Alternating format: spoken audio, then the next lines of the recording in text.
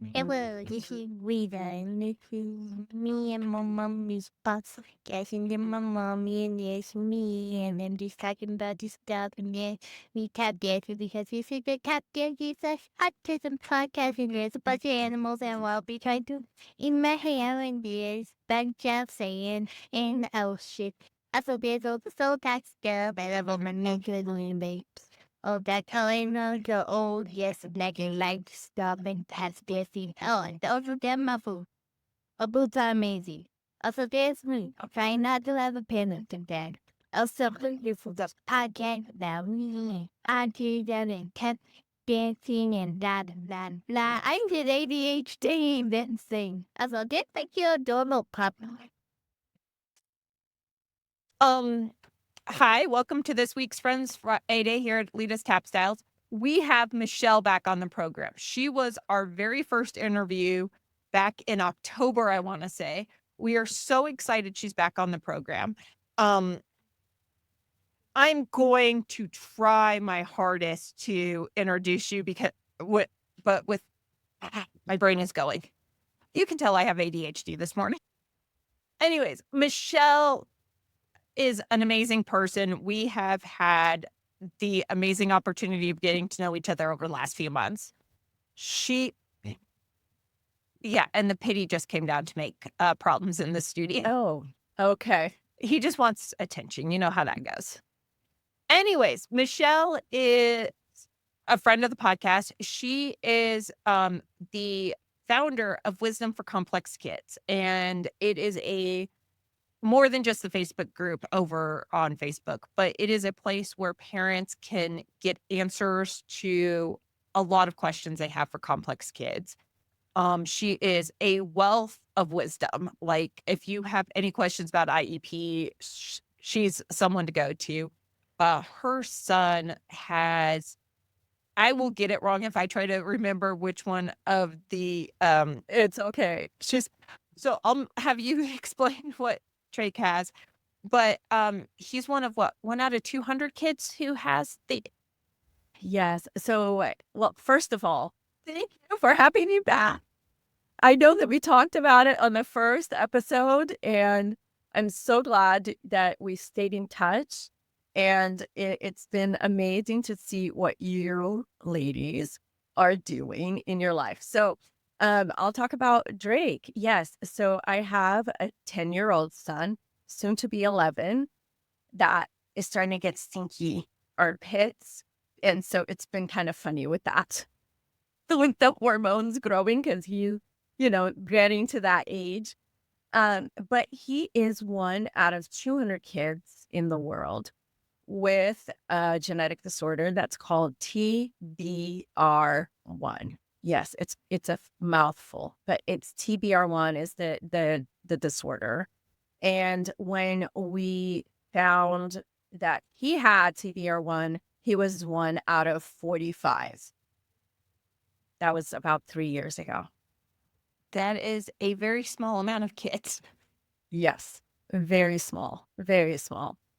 But we're going to make this big because now we are finally getting our foundation together and we're going to start fundraising so we can start doing some, research and all of that. So we're small but mighty, so we're going to be okay. Um, your program Thrive that you do for parents, can you tell us a little bit about it? Of course. So I was one of those parents that so I knew from the beginning, from when Drake was little, that something was going on. You have this thing called the mama gut that you just feel it. You know that there's something, you don't know what it is, but then when you follow that feeling, then you usually find something at the end, right? Sometimes you don't, and that's a great thing, but most of the time you do. So I was one of those moms that when my son turned 18 months, I'm like, his eating is he's not eating the way that he should be eating. He's not talking at all. So I'm like, I need help. And I was looking around and I went to the pediatrician. The pediatrician is like, gonna be okay. Sometimes it just takes longer, and that's what you get from everywhere. But I follow my mama gut, and we finally got help through the state because he was under 3. And that's where we kind of started our journey with our regional center here in California. But over the years, I've had to become like an advocate for my child because if I wasn't going to do it, nobody else was going to do it. And if you just kind of take what people are telling you and you just go with that, I would have never had gone and had figured out that my son has this genetic disorder because all I could hear was, oh, it's going to be okay. It's going to be okay. So when about last year, I kept getting phone calls and phone calls from different moms. And I was like, you know what? I need to kind of think about what it is that I did. How did I do this? How did I become Drake's advocate through these, 10 years of his life? And I kind of wrote it out and I came up with the Thrive program. So the T is teamwork. There is no way that you are going to raise a neurodivergent child in any way and without a team, but it has to be the right team. So it's helping finding like a pediatrician who understands, a developmental pediatrician. There's just a lot of things that you have to do to find that team. Then you have the 8, which is the helping systems. So this is where the IEPs come in, the state funded programs, insurance companies. Oh my gosh, all the stuff that you need. And how in the world are you supposed to become an insurance, coder? Expert. Exactly, because nobody else is going to do this for you. Nobody is. So you need to fight for it. So we go through that. And then we talk about relationships, how you have to nurture the relationships that you have. And when I talk about relationships, I'm talking about community. I'm talking about your family. How do you bring them into this life that you didn't expect that you were going to have, but that's what you were given, right? How do you change and teach them to be a part of this, of your life in your child's life? So that's the relationship. The I, and I'm just giving you a huge, like just an overview, Oh, and stop that's me if you great. have any questions. The I is the integration. And the integration to me is like bringing yourself, like taking care of yourself. If you are not well, your child will not be well. And I've seen this and it is so true. Whenever I am struggling, Drake struggles. Whenever I am good, he's good. So it's about you. The V is validation. And to me, like, this is the best one. It's because you get to celebrate the small wins with your child. You validate all their small wins because if you don't, you can't continue. Like, this is what makes you keep going, like those small wins, because we don't get those, most of us, we don't get those huge wins when we have the neurodiverse kids. And so you got to take that and make that your, the small wins, celebrate. And then the E is expect the miracle to happen. So once you are doing all these things, then the miracle will happen. You are going to feel good about what you're doing. You're helping yourself become that advocate. and you know that you're doing that everything that you can do, and you will see your child flourish to their potential. So that is thrive. I want to circle back to the age because people have asked us why I priced our dance classes exactly where I priced them. They're like, that's not high enough. And I'm like, yeah, I happen to know 5 insurance companies that will pay for dance classes, not dance therapy at $45 for a half hour, but dance classes at $45 for a half hour. Not that I like insurance companies, but I'm all about taking their money. Yes, I didn't know that they pay for it, Amanda. I love They will that. pay because you and I were talking on your podcast. There are evolutionary biologists who've been studying dance. Mhm. And because it's on that side and it's the hard science, Mhm. they'll You pay know, for it. we here in California, in the state of California, if your child is in the regional center, which is the state funded program, so they take care of the kids under 3, then they send them to the school district. But if you still need that extra, if your child qualifies for that, then you stay in the system, right? It's still the regional center. And basically for us, it just means that for us, because we have insurance and we have all of these things, it means that Drake will be taken care of with the adult transition. And, if anything were to happen to me and my husband.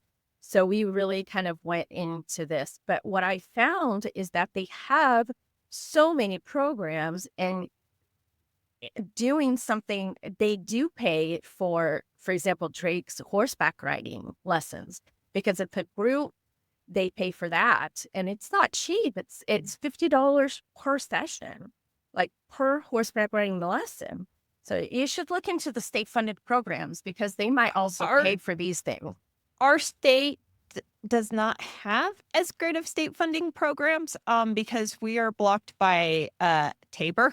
So where Uh, um but even when they do for the dance programs they do up in Denver, it cannot be traditional dance classes. It has to be adaptive dance classes, which throws the kids like Lita out because she's too good for the adaptive.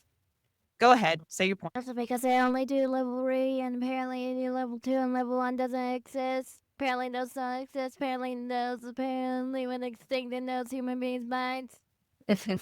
For yeah. everyone who doesn't understand, autism is 3 different levels. Our Uh-huh. state only provides services for level 3.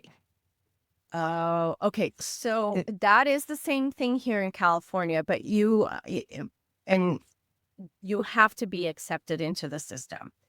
And so, of course, you have to be you have to have like 3 different levels of need, and for them to accept you. But if you do have this, then they will pay for these things. And yeah, we were lucky enough that Drake's genetic disorder made him fall into that category.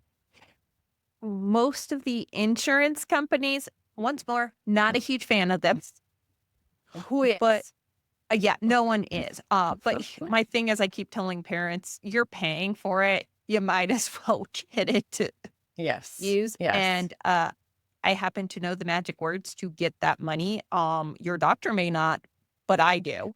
Well, Um, I need those letters and I need that stuff so I can give that to my people. if you can get it at the neurology level instead of at the general prac level, it opens up the doors. Also developmental pediatrics but so many parents stop at that general prac level. Or with autism, they never went to the doctor to get diagnosed. So the insurance considers it self-diagnosed if it's through the school system. That I do know. You got to have a diagnosis. And I feel like a lot of parents want to get away from the diagnosis because they're scared of the diagnosis. They are terrified of that diagnosis, especially for the Mhm. level 1 and level 2. They're like, my kid will be fine. It's like, but they deserve these services. Yes. And level 1 and level 2 and level 3, depending on your health insurance, United, they will not accept the general practitioner as a diagnosis. They consider that self-diagnosis as well. Interesting. Yeah. Gotta love insurance companies. I gotta love them. Part of me kind of gets it, because are you accepting your general prac giving you your oncology diagnosis? I know, right? So one of the things that I talk to the moms about, to the parents about, is for your team, you cannot just have a pediatrician. Like a pediatrician has no. First of all, they don't know. They do know, but they don't know. So some of the moms that I'm running into, that I've been talking to, they're kind of isolated in very small areas, like in rural areas. And so they have this a little bit in a harder way than, if you're in in a city and in an urban area where you do have the ability to go see a developmental pediatrician, or you do have the ability to go see a neurologist, So, but what I've been really like just telling the moms is that even if you have to drive a couple of hours, it will make a difference to have the developmental pediatrician, the specialist on your side, over just having the pediatrician. And I'm not saying bad things about pediatricians at all, because they do No. help us. But your neurologist has had a few extra years, so the insurance is going to. Besides, neurologists think they're gods. If you know surgeons, neurologists are like 10 surgeon. I don't think it's even thick. She is the sweetest neurologist. She's super young and she's so open. And I like it. And But have you brought her to the IEP meeting, Jess? I have not. Wait till you bring them to the IEP meetings, because you just sit there going, this is why we have them, because they will sit there and they will destroy those school administrators. Yes. And then they'll pick up a phone with the insurance company and go, I wasn't asking. Because your general prac, your pediatrician's asking, can I please have this? That's what the neurologists say. They're like, I didn't ask. And the neurologist, her developmental ped, we could not get her allergy tested because they would not approve it with her pediatrician. Her developmental ped called up and went, I wasn't asking. You're getting her allergy test in the next week. Love it. And that is exactly right. Like, you do need those specialists. So when you're talking about bringing people to the IEPs, that's one of the things that we talk about a lot too. So for me, since speech was such a big part of Drake's disorder, that was actually his very first diagnosis, was childhood apraxia of speech. And since that was such a big thing, every single IEP meeting, I have our private provider attend. And right now, his school has had the worst luck with speech therapists. They lost their full-time person who was great the year before, and now it's like a complete disaster. And I am actually trying to find a speech therapist outside to help them, because my child needs speech therapy and I need them to get this going. Anyway, but yes, bringing your outside private providers into IEPs is the best thing that you can do, because they will know how to speak to them in their language.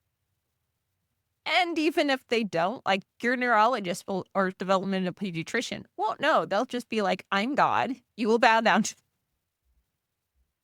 I seriously, you are not allowed to say any more cursey words. She's getting a mouth here, Michelle, as we're doing all this, if you haven't. I heard that, it's, yes. And Lita, she's 13. Come on. We're recording. I've learned how to bleep her out. She's doing this with adults in real life. She's just like, I'm tired of you. But no, okay. In my defense, first off, you could surround me since I was alive. To leave it. So the news went. new freaking life. It's still later around you. They're playing it now. I have a little bit out. And no, So, because I have the PhD, the neurologists and developmental pediatricians are a little bit more doctor to doctor, and behind closed doors, they use a lot of cursey words. yeah. Oh, you know, I I've had to watch myself at home because so one of the about I can't remember when it was when Drake started actually talking, he started saying and he said it funny because because of his language disorder, and I'm like ing, something with an F ending in ing, and I'm like, is he saying that? He was saying it. And you couldn't really tell because of his speech disorder, like it kind of blended in. And I was like, John, we need to stop cursing in the house. He is picking it up. So, you know, we we've had to watch ourselves a little bit. She's also been around when I've done a lot of the meetings, and because she was nonverbal for so long, we didn't realize when she got that receptive before she got the expressive. And there's a reason you bring an advocate. So the parent can be the For good sure. guy, Yes. and the advocate can be the jerk the school system hates. Yeah, exactly. That's right. That's right. And you have to know your coding, because she had a couple therapy groups that I liked, and I'm like, hi, you're not getting paid enough because Tri-Prime pays different than Tri-Standard, and you're billing her Tri-Standard. Yes, we've run into a lot of that, especially on the HMOs that, and I mean, using the different types of codes also that will help. And sometimes, using two different kinds of codes because you're dealing with sensory processing disorder as you are doing speech and language pathology. And so these are 2 or 3 codes that you can use, and then they will pay differently. And insurance companies, you have to become a coder, like you really do. And that's the thing with this Tri-Prime, which is the main military insurance, as long as you don't want to pick your own doctor. They pay for everything, which is amazing. But the therapy groups are so used to all the coding, and Tri-Prime's coding is like, what are you seeing them for? And this one of her therapy groups had like 17 codes, and it kept getting kicked back. And I'm like, it's one code, autism. And they're like, wait, you don't need more than that. That's all they want to know. What are you seeing her for? Autism. But she has all these speech issues. Yeah. So on Tri-Standard, which works like an insurance company, and parents pay a copay, and please get off Tri-Standard if you have an autistic child. You don't need to be paying a 30-40% copay. Yeah. You have to do all those codes. Oh, and for us, it was trying to get approvals for extra speech therapy because they only gave you 20 a year. And you look at them and you go, my kid doesn't talk. That is 1 month. The amount of times I have argued with parents going, let me go work you through Tri-Prime. And because Tri-Standard's like that, it's limited. Tri-Prime, if you have that autism diagnosis, they open up the purse strings. Like, we could not get them to accept doing PT on her hip. And her orthoped went, her hip is caused by her autism, period. Send it in. And they're like, okay, how many years of physical therapy do you want? That's amazing. It's it's getting around the system. It really is. It is knowing the system, and you have to know it better than anyone else. So one of the things that I found just lately, you mentioned one certain insurance company, and I found out last year that you can actually have your own person that you go to. And so if you're not utilizing that on your insurance, go find out who that person is today because they they know who to contact to get the approvals. Yep. We went through trying to get approvals for Drake's water physical therapy, and there's no one in the area that provides it. It's just this one woman. And we just kept getting denied, denied, denied, denied, denied. And it was over and over and over and over again. And then I finally found this person, and I'm like, listen, you can call every single physical therapy place in this area, and they're going to tell you that they do not provide pediatric warm water therapy. And she is the only one. So you have to pay for her. And she figured it out. So go find that one person in your insurance company. Become best friends with them. Send them flowers. Send them a bottle of wine. Whatever it is you got to do. She's like in the background saying, yeah, we're not putting that on the podcast. I didn't hear what she said. Oh, she was like, they drink too much already. Yeah. Because they're dealing with them. But you can also ask for a case manager too that can become that specific person. You can. I know crime is always secondary. So I'm dealing with a lot of these insurances as a primary. And I'm like, did you perchance go talk to the case manager? Because I am not going to name the hospitals across the country I have a hate relationship with. But the administrators can be just as much of a problem for you as the insurance companies because they're lazy. Yes. And they also are scared of the neurologist. I don't know why everyone's scared of neurology, but they all are. You know, it's funny. I have never brought on a physician to an IEP, but I love the idea because that is probably like there's nobody else. Like I am a doctor. You shut up and you get this done. Like I am I am prescribing this for this child and you got to listen to me. I love that. I muted myself. My absolute favorite is when I do the autism ones, not Lita's. We did one for Lita because her developmental pediatrician and I knew the school system didn't have it. I needed them to say they didn't have it so my insurance would cover it. See? And we were sitting there whole time going, just say you're not going to help her with speech therapy because the moment you say she doesn't qualify for speech is the moment she qualifies for private speech. Yeah.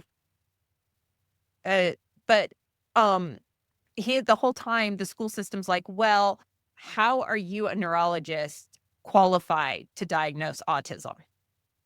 No, they did not ask that. You'd be shocked at how many times I hear that.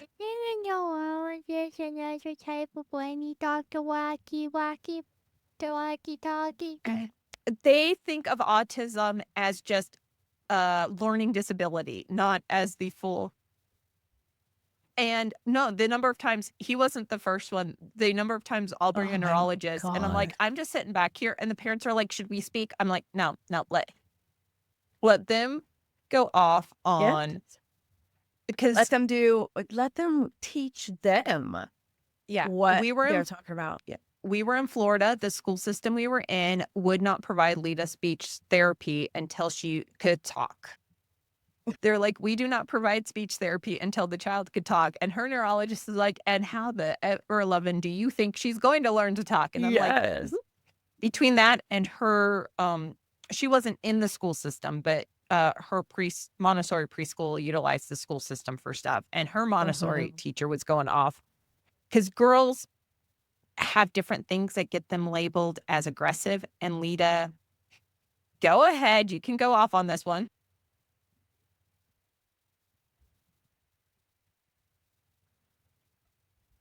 I hope that boy got those problems fixed. Translation. There was a boy in her class that was throwing stuff, but that wasn't aggressive because that's what boys do.